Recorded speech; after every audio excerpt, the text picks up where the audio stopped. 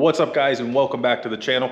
In today's video, it's just going to be like a garage update, mainly because the last 4 or 5 months or so, the focus has been finishing the swap on this car. And to be totally transparent, over the next probably year and a half, the focus is still going to be either on this MR2 or the other MR2. But before we get into those, I really want to touch on some of the other cars. To start, we'll go over the 2006 Nissan Titan. For years, this was my daily driver and tow rig. Ever since I picked this car up, the Titan is now just strictly my tow rig. There's not really too much going on with this. It's just gonna stay the way it is. It's really good the way it works. I don't see the point in sinking more money into it. The Mazda 3, this was supposed to be like a seat time shredder. What it ended up being was, well, it turned into my daily driver. So I don't think I'm gonna end up doing anything with this car. I probably won't even do any more events. Actually, the last time you guys saw this car in any video is when I took it to ORP for a track day, which was a lot of fun, but I got the other cars now that I can drive. So this car is relegated to daily driver duty, and it has been fantastic. All it's needed so far is literally regular maintenance. The R32 GTST Skyline, which is my brother's, was actually supposed to be sold. My brother put it on the market. To make a long story short, he couldn't get what he wanted out of it, so he decided to just keep it. He's putting some money aside with plans just to kind of fix it up and make it look a little bit nicer. The goal is not to make it like an all-out track monster, but just a cool, nice cruiser. I mean, the car looks good the way that it does. You know, it's obviously pretty dusty since it's been sitting here all winter. I think really the plan is just going to be cleaning up the engine bay, which, to be honest, that's something that we've been meaning to do for a while now, but it just keeps getting put off. But we will eventually get to it sometime this spring/summer. The R34 Skyline is not going to get any attention outside of just regular maintenance. That's just a cool weekend cruiser, and it would be awesome to lower the car, put some wheels on it, but financially it's just not in the books right now. The NA Miata is going to get left alone as well, besides maintenance. The reason for that is that car's just really good, and there's no reason to mess up a good thing. We're now going to talk about both of the MR2s, which honestly is going to get most of the attention on this channel for the next year or two. Starting with the 2GR MR2, last time you guys saw it, I had just fixed the check engine code that related to the VVT system. Ever since then, I've been driving the car. I got a few hundred miles on it. Everything's been working great. I did drain out the fluid on the engine oil, is the one that I was most concerned about. Everything ended up being good there with no issues, so put new fluids in it. On the transmission side of things, the axle seal, the driver's side axle seal, developed a leak. I replaced that,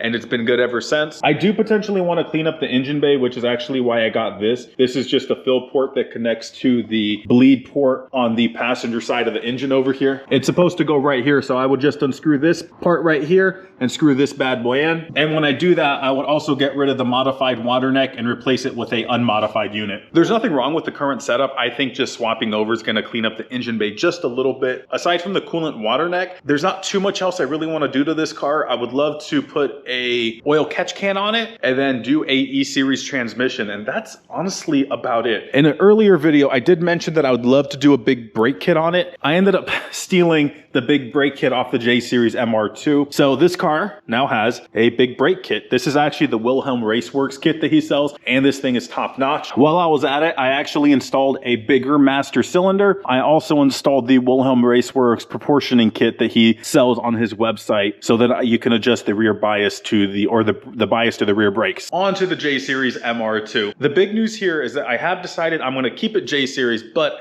I'm going to end up parting out the setup. Not the full thing, and let me kind of just explain the thought process that I have, and we got to start with the goal. I want to start focusing more on driving competitively with this car, and in its current form, I can't do that. So if I'm doing road course events, the supercharger setup is just not the way to go. I can't hot lap this just because the extreme heat buildup becomes a major issue. The other thing is the car currently runs methanol injection to help keep the air intake temperature down. And that's an issue because SCCA doesn't allow methanol injection, and most of the local organizations in my area go by SCCA classifications. And will people complain at the local level? No, but I would love to do some of those big national events like Packwood and whatnot. So in a nutshell, this setup has to change. My approach on this is going to be, well, just try to keep things simple. So essentially, I'm going to drop the engine. The supercharger is definitely going to go. I'm going to have to rework the intake. I think that should be relatively straightforward. The exhaust is going to get completely reworked from the headers all the way back, because the current setup, I mean, to be frank with you guys, is just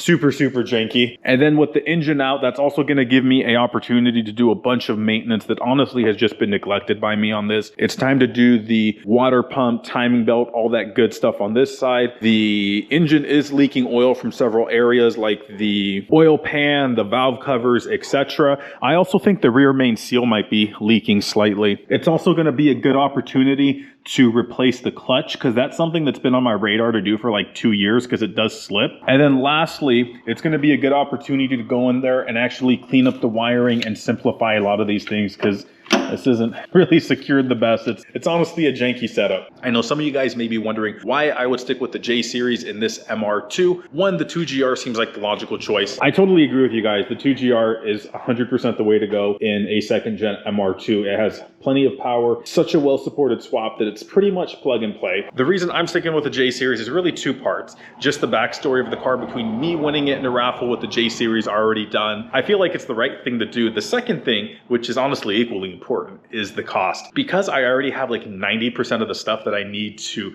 swap this car over to naturally aspirated, it's gonna be so much cheaper. This supercharger setup is actually bolt-on, so I could literally remove this, put the intake plate cover back on. I would need to obviously change the intake and throttle body setup over here, get the car retuned, and then boom, it's NA and it's running. It'd be way cheaper than pulling this out and putting a 2GR in there. So from a time perspective, it's gonna also get me on the track way faster. My goal to get this done is by spring of 2026. That's what I'm hoping for. And in the meantime, I luckily have the other MR2 that I can drive on the track. Now, this is never gonna be like a dedicated track car, which means this interior is never gonna get like a roll bar or harnesses or bucket seats or anything like that, which is gonna limit me a little bit, but honestly, that's okay. This is meant to be a street car that I can take on date nights that will see the occasional track day. Well, that's pretty much the update. This car is doing fantastic. I got a couple events planned for it.